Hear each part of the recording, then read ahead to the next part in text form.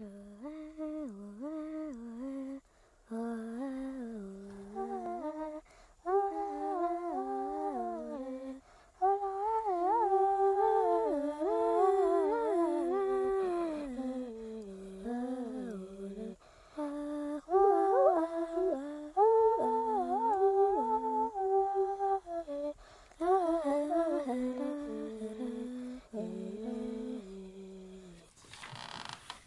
bonjour, bienvenue à tous.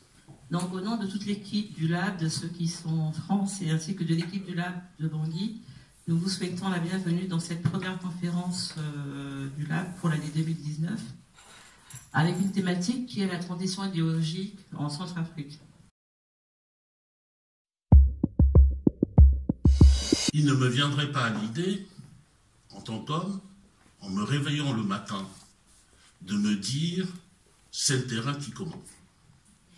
Parce que si je dis « c'est le terrain qui commande », ça veut dire que je ne suis pas doué de volonté, que les obstacles qui vont se présenter devant moi vont dicter ma conduite. Ça veut dire que je n'ai pas, en me levant, de projet pour conduire ma journée. S'il pleut, je resterai au lit. S'il fait beau, j'irai peut-être au travail. Mais si en allant au travail, je rencontre un pote qui m'invite à prendre un verre, je m'arrêterai pour prendre le verre. C'est le terrain qui commande. Et je dis ça à mon niveau, et personne n'imaginerait de dire c'est le terrain qui commande lorsque c'est sa progéniture qui est en cause, lorsqu'il s'agit d'assurer son avenir. On ne dira pas c'est le terrain qui commande ou allons seulement. Donc, si ce n'est pas vrai dans nos vies individuelles, pourquoi cela le serait-il pour notre vie collective?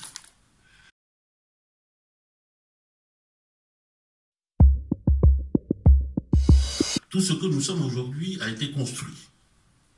A été construit depuis longtemps, petit à petit, par des petites décisions, par des renoncements, par des attitudes, et nous arrivons au point où nous sommes aujourd'hui, où, en fait, l'absence d'idéologie explique beaucoup des maux que nous avons aujourd'hui dans notre société, explique l'état de déliquescence du pays, explique l'état de déliquescence de la vie politique, et explique l'état d'inanité des organisations politiques. Déliquescence, inanité, je n'insulte personne, c'est un constat. Quand il se passe ce qu'il se passe chez nous et qu'on n'entend pas la voix des politiques, ça veut dire qu'il n'y a pas d'idée derrière.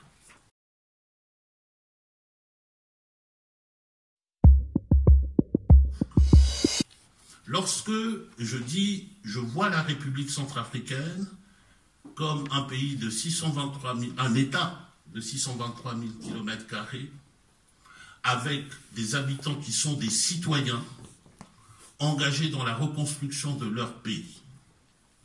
Proposition simple. Derrière cela veut dire que je pose que la République centrafricaine est un État et que je vais travailler à ce qu'il le soit sur les 623 000 km². Cela veut dire que lorsque je dis par exemple je veux instruire, les cibles de cette intention-là d'instruire, c'est bien sûr la population centrafricaine, ce sont les Centrafricains et les autres qui vivent sur le territoire. Mais ça ne veut pas seulement dire cela, cela veut dire que j'impliquerai les citoyens centrafricains au-delà de Bangui, dans toutes nos provinces, dans cette politique publique qui est d'instruire. Et je les implique comment? On n'instruit pas seulement en prenant un livre, en disant ceci, A et B, ça fait AB, 1 et 2, ça fait 2. Il y a des modèles, nous avons à définir aussi des modèles d'instruction. Quelle instruction nous donnons? Dans quel but nous le donnons? Et dans ce que je dis là, si je retiens la définition que j'ai donnée au départ, je postule que pour pouvoir définir cela, je ne resterai pas dans un bureau à Bangui. Je consulterai les Centrafricains et je verrai le projet que nous avons ensemble pour avancer sur le terrain de l'instruction. Ou bien, je pourrais le concevoir ici à Paris, dans une réunion du LAB, mais ensuite je ferai un retour pour aller voir comment cette idée-là peut être reçue. C'est la question simplement de la participation citoyenne, mais vous voyez que derrière, il y a une conception du rapport que nous avons avec notre pouvoir, une conception de la manière dont ce pouvoir doit se conduire avec nous, pas comme un bulldozer, une conception de la manière dont nous sommes tous ensemble. C'est pour ça que j'insiste sur ces éléments-là pour dire que la politique, sans l'idéologie, c'est un vide. Et c'est un vide sidéral. Nous avons tous ici envie de nous engager, et Cyrus l'a rappelé tout à l'heure, et Barbara aussi, nous sommes tous engagés dans des organisations diverses. Mais c'est une chose que l'engagement, politique notamment. Mais c'est autre chose encore que d'être engagé politiquement en ayant une idée de l'horizon que l'on veut poursuivre, des objectifs que l'on veut atteindre et des moyens que l'on va mettre en œuvre. Parce que, et c'est ici que je vais terminer avec cette introduction, parce que l'idéologie, ce n'est pas seulement des idées en l'air. Les principes et les valeurs que je retiens comme étant le cadre, mon cadre et ma destinée d'une certaine manière, ces principes-là vont agir aussi sur la manière dont concrètement je vais agir.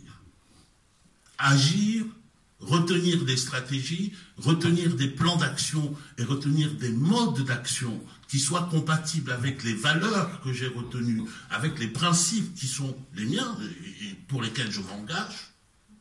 On est dans la pratique. On est dans un citoyen qui commande au terrain et qui transforme.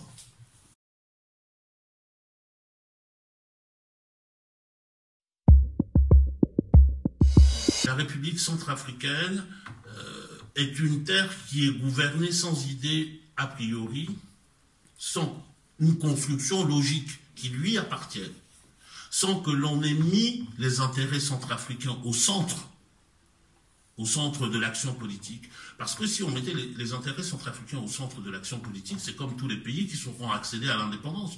Le premier enjeu, c'est de construire un État. Le deuxième enjeu, c'est de construire une nation. Nous n'étions pas une nation avant. Et si on veut construire une nation, il faut construire une citoyenneté forte. Aujourd'hui, quand les Séléka ont déboulé dans notre pays, ou d'autres rébellions ont déboulé dans notre pays, tout cela a contribué à faire en sorte qu'ils n'ont pas rencontré de grande résistance. Je ne parle pas ici de résistance armée. Dans nos territoires qui n'étaient destinés qu'à nourrir la capitale ou à nourrir les intérêts étrangers, qu'est-ce que vous voulez qu'il y ait là comme point de référence historique, comme point de référence culturelle, comme point de référence économique, comme place forte? Il n'y en avait pas eu. Même la méthodologie a quelque chose à voir avec l'idéologie, parce que c'est la manière dont on fait, la manière dont on construit, retentit sur les résultats, permet aux citoyens d'accepter le résultat ou de ne pas l'accepter, permet d'avancer et de se développer. Et donc nous sommes aujourd'hui le ventre mou idéologique en ce qui nous concerne, absence d'idéologie nationale forte, mais capable d'inviter tout le monde à venir développer sur notre territoire des idéologies contradictoires dans leurs intérêts, forcément, en ne prenant pas en compte le nôtre.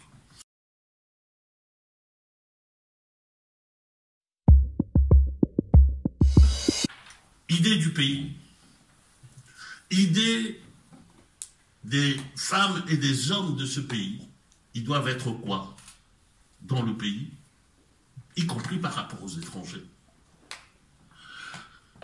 Une idée du pouvoir, qu'est-ce que nous voulons comme pouvoir?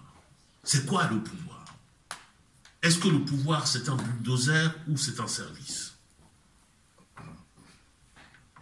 Est-ce que le pouvoir c'est... Bon, quelle idée du développement économique et social de notre pays? Quelle idée de la place de l'État? J'espère que nous reviendrons dessus dans les discussions parce qu'il y a des confusions abominables dans nos discussions. Quand vous discutez avec quelqu'un qui est au pouvoir, pas seulement celui-ci, même ceux d'avant, vous dites, mais vous aviez promis ça, vous n'avez pas réalisé, au bout de 2 ans, au bout de 3 ans, au bout de 4 ans, expliquez-nous quand même. Il vous toise comme ça. Il dit alors, avant que je te parle, dis-moi d'abord ce que tu as fait pour ton pays. Mais nous ne sommes pas dans la même position. Nous vous avons élus pour être là-bas, disposer des moyens de l'État, pour mettre en œuvre une politique que nous avons approuvée. Et ça engage aussi tout le débat sur le rapport entre ce qui est du ressort de l'État, ce qui est de la responsabilité de l'État, et ce qui est de la responsabilité des ONG, de nos petites associations que nous créons. Nous finissons par nous substituer à l'État dans des actions, et même l'État nous dit mais vous ne pouvez pas me critiquer puisque vous-même vous ne l'avez pas fait. Donc quelle idée de l'État, quelle idée du pouvoir, et puis quelle idée de notre place dans le monde, parce que nous ne sommes pas seuls. Barthélemy Boganda avait une particularité, c'était d'avoir projeté le Centrafricain au cœur d'une transformation de l'Afrique dans le monde. Aujourd'hui, notre projet le plus fou, c'est d'arriver à nous reprojeter dans notre quartier ou dans notre village pour en être le chef avec une coupe-coupe ou avec une Kalachnikov. Ce n'est pas un projet viable.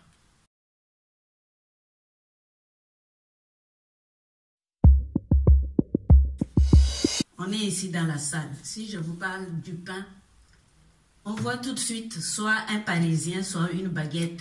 Nous possédons ce que ça veut dire. Si on parle en Centrafrique, je voudrais bien du manioc. Vous voyez une boule de manioc dans un récipient.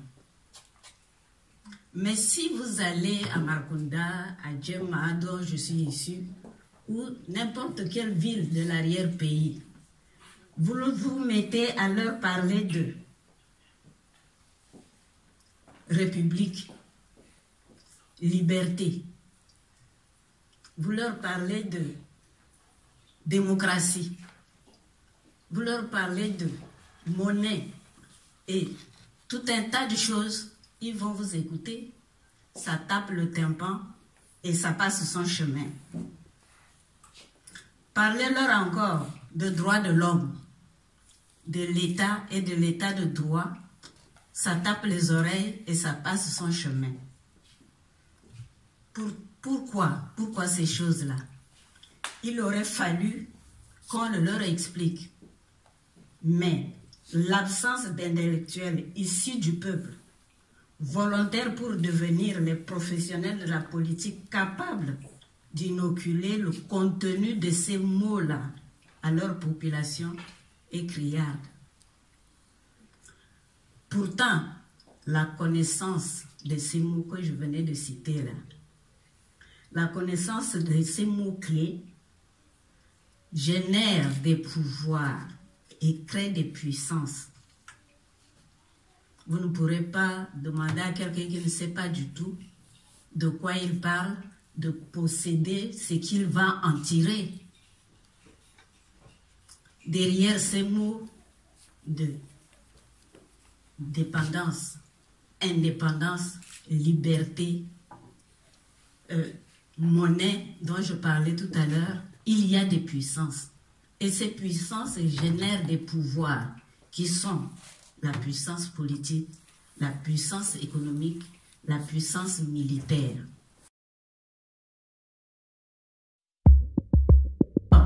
S'il faut que nous parlions du rythme de la transition, nous dirons que ça fait des dizaines d'années que notre pays marche au rythme des élections. Et ces élections-là se passent toujours de la même manière. Quelqu'un qui n'a pas qualité fait un coup d'État. Je parle des militaires. Et en général, les militaires ne font pas de la politique. Mais c'est les militaires qui font des coups d'État. Qui, après 1 ou 2 ans de transition, va aux élections. Mais un coup d'État, vous le savez, fait reculer le pays de 10 ans en arrière. Et pendant ces 2 ans de transition, il n'a rien pu réparer du tout.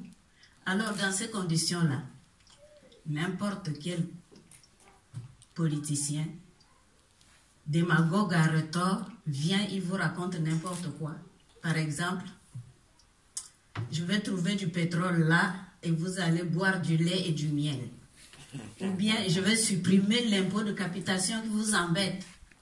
Ou tout simplement, vous m'élisez et nous allons faire chorus contre la pauvreté. Avec un peu plus d'argent, parce que souvent, ils demandent de l'argent à des partenaires à charge de rembourser.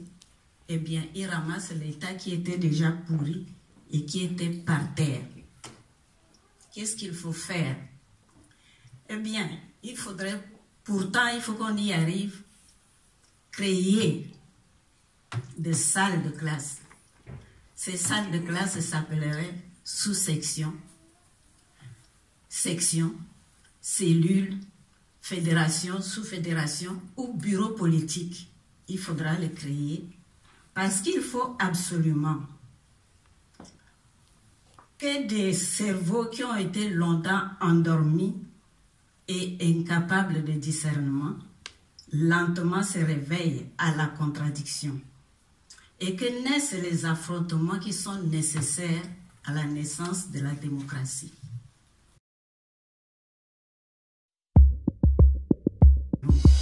Et enfin, la force des précédents. Monsieur Akanji le sait, quand les tribunaux, pour trancher un problème, selon la loi, dans l'interprétation de la loi, se tranchent toujours dans le même sens, on dit qu'il y a la jurisprudence est ferme. Ben, dans notre cas, il y a eu des précédents qui étaient bien, qu'on aurait pu suivre, mais nous ne suivons pas nos précédents. En effet, les périodes de 90 à 93 a vu naître une floraison de mouvements de lutte, soit syndicale, soit politique, soit les deux à la fois. C'est ainsi que je peux vous citer ce qu'on appelait le 4CN, la conférence, la comité de concertation pour la convocation de la conférence nationale. On a vu aussi la CFD, concertation des forces démocratiques. On a vu l'UFAC, le groupement, l'Union des forces acquises au changement. On a vu l'UFVN, Union des forces vives de la nation.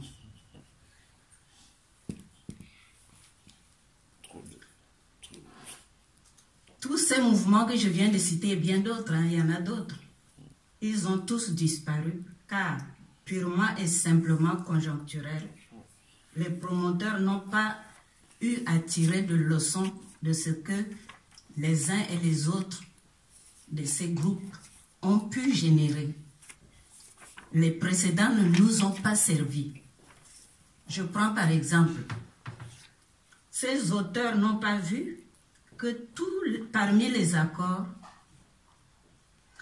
le 4CN a rapporté. Il a contraint le président Kolimba à faire le grand débat. Et que si le président Kolimba a fait le grand débat, c'est parce que justement, on a bénéficié de la dynamique unitaire. Toutes les associations, comme je viens de le citer, les politiques, les syndicats, n'importe quelle association, ils s'étaient mis en commun. Ils ont dit, nous voulons maintenant la démocratie. Et le RDC a dû baisser la garde.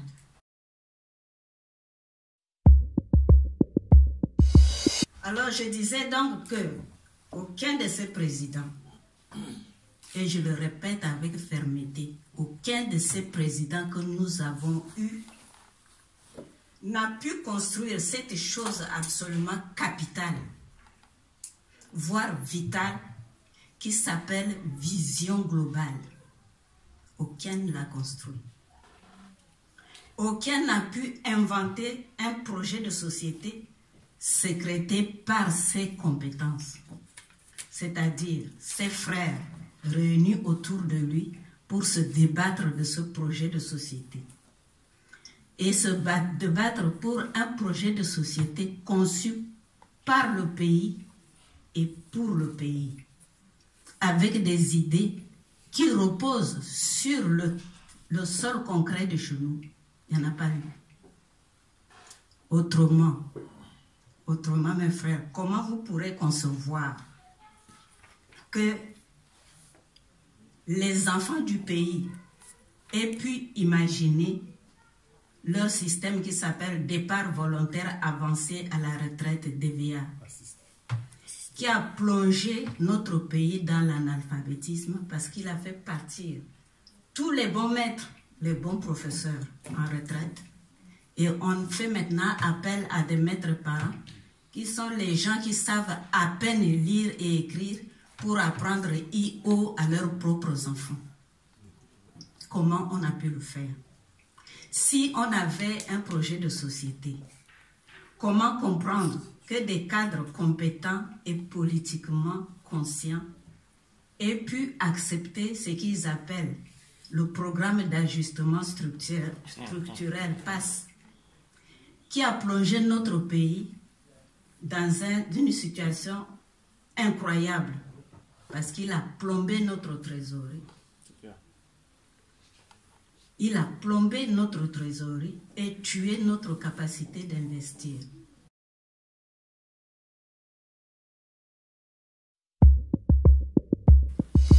Faute de vision globale, tous ceux qui nous ont gérés, ces leaders-là, se sont abîmés dans des schémas, dans des images. Je suis l'ange blanc, je suis l'enfant de la lumière, des banalités comme ça. Et ce n'est pas ça qui va nous amener loin.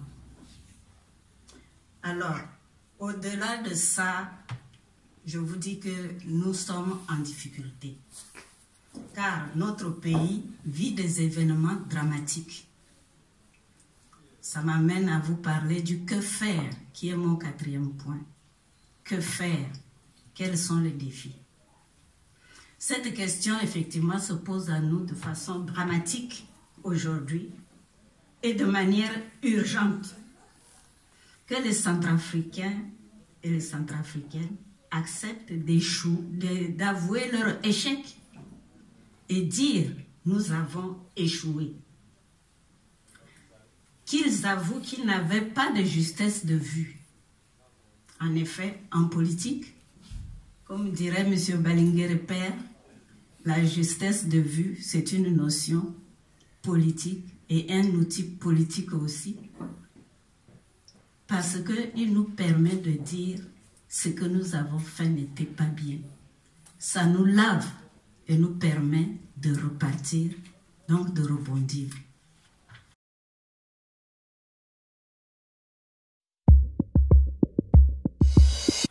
Et pour espérer se hisser à la hauteur de ces exigences vitales et citoyennes, il faut un organe à la hauteur aussi de ces exigences. Il est urgent et nécessaire, en toute responsabilité et humilité, de créer un grand parti de masse compatible avec les besoins. Vous me direz, mais nous, on a déjà nos partis. Mes chers frères, fils et tout ce que vous voulez, si vraiment ces partis qui existent avaient fait quelque chose, on le verrait, mais on ne voit rien.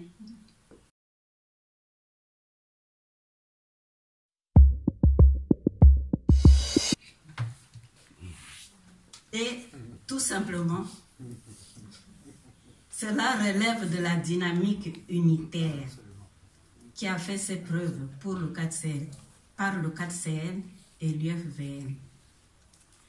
Alors, si les Centrafricains se réunissent cycliquement, c'est-à-dire quand il faut, comme je l'ai dit tout haut, quand ils se ressemblent et se mettent en commun pour cette bataille-là, c'est bien le que faire qu'ils mettent en pratique et que certains réussissent. Alors pourquoi on ne le fait pas? Et quand on regarde bien, comme on disait tout à l'heure, la plupart des statuts qui fondent ces mouvements disent dedans que moi je suis libéral. Non, moi je suis progressiste. Et pourquoi les progressistes ne se réunissent pas et les libéraux ne se réunissent pas? Pourquoi? Puisque nous savons que la dynamique unitaire rapporte. La démocratie n'est pas une fin en soi, mais c'est un régime politique exigeant, débat contradictoire et confrontation accoucheuse d'idées. La démocratie et efficacité est non l'expression formelle de petites entités formelles qui s'expriment. C'est vrai, elles s'expriment. Il ne suffit pas qu'elles s'expriment, il faut qu'elles gagnent et qu'elles rapportent quelque chose. Donc ce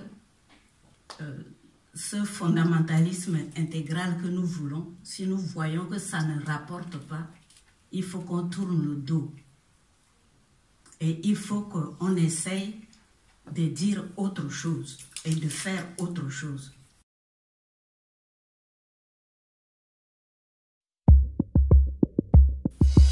Alors, l'attentisme, posture dégradante d'assister structurelle qu'adoptent nos hommes politiques, est en contradiction flagrante avec l'offre de notre sol et de notre sous-sol qui est vraiment généreuse à souhait. Pourquoi nous devons attendre que les autres nous viennent nous dire « Creusez là, vous trouverez du diamant ». Pourquoi nous-mêmes on ne creuse pas? Si nous nous attendions sur ce que je viens de dire, nous pourrions avoir des idées, nous pourrions avoir des moyens. Car je vous dis que les moyens là, l'argent, c'est des choses qui se créent aussi, c'est des marchandises. Et je vous dis en passant que j'ai fait l'aérodrome de Djema avec 2 fois rien. Et aujourd'hui, les gros porteurs descendent. Si je vous dis que je n'ai pas mis 1 million, vous ne me croirez pas, pourtant c'est vrai. Il suffit seulement que nos filles et nos fils utilisent de manière judicieuse et intelligente leurs bras robustes pour produire ce qu'ils ont produit à l'époque pour le colon. Et c'est nous, ces filles-là et ces fils-là, avec les bras robustes, qui ont rendu prospère et riche le colon. Et à l'époque, moi en tout cas j'étais là, peut-être quelques-uns dans la salle étaient là, ils n'ont pas vu de gros engins pour faire toutes les routes qui sillonnent, dont les vestiges sillonnent la Centrafrique d'aujourd'hui. Ce sont les hommes qui ont fait. Mais ils l'ont fait à nos dépens. Parce qu'ils ne respectaient ni notre dignité, ni notre propre vie. Mais cette fois-ci, si nous le faisons, ça sera du travail pour soi-même, en respectant notre dignité et en faisant seulement attention que ce qui est produit couvre le coût du développement et qu'il couvre aussi la notion de croissance pour notre pays. Ces pistes ne peuvent, ces pistes que je viens de citer, ne peuvent vraiment prospérer que si un tel grand parti de masse républicain et démocratique est porté par un organisateur de convergence capable d'orienter et corriger à tout moment, selon les besoins, la ligne de masse pour les besoins de la masse. Je voudrais vous dire qu'il ne faut pas avoir peur. Les notions que je viens de dire ont leur contrepartie de tous les jours. Je veux tout simplement qu'il faut que ce tel porteur de convergence puisse tenir compte de la voix du plus grand nombre et pour les besoins du plus grand nombre et non pour les besoins de ces leaders-là. Nous y reviendrons. Je vous remercie pour aujourd'hui.